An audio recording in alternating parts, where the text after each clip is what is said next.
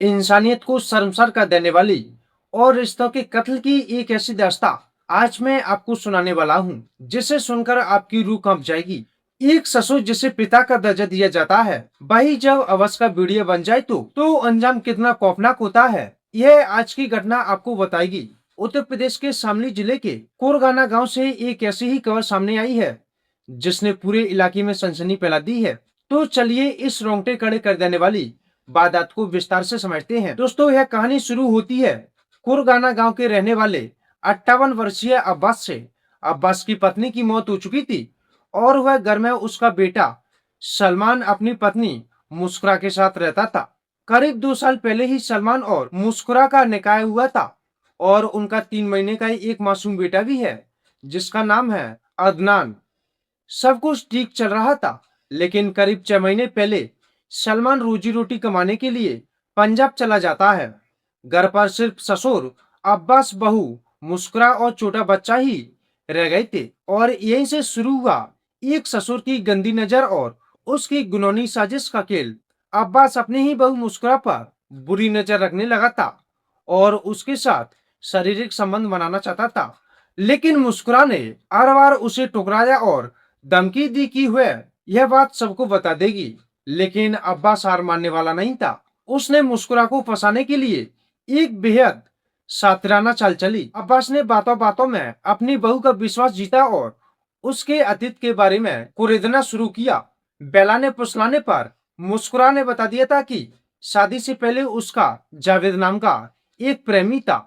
बस अब्बास को मौका मिल गया। उसने जावेद का पता निकाला और उससे दोस्ती कर ली। अब्बास खुद जावेद को अपने घर बुलाने लगा ताकि मुस्कुरा और जावेद करीब आ सके और वह इस बात का फायदा उठाकर मुस्कुरा को ब्लैकमेल कर सके। दोस्तों, वक्त बीतता गया। 15 या 16 फरवरी 2026 को वो काली रात आई। मुस्कुरा अपने कमरे में गहरी नींद में सो रही थी। अब्बास ने पहले ही दरवाजे के लकड़ी की मदद से कुंडी खोलने का तरीका सीख लिया था। हाथ में लोहे का ताल लिया, अब्बास दबे पांव मुस्कुरा के कमरे में दाखिल हुआ। सोती हुई बहू के साथ जब उसने जबरदस्ती करने की कोशिश की तो मुस्कुरा की नींद खुल गई। अपने सामने ससुर को इस गुनौनी हालात में देखकर मुस्कुरा के पैरों तले जमीन खिसक गई। उसने हिम्मत दिखाई और अपने ससुर को एक जोरदार लात मारी। ससुर अब्बास से चोट को बर्दाश्त नहीं कर पाया और गुस्से में अंधा हो गया।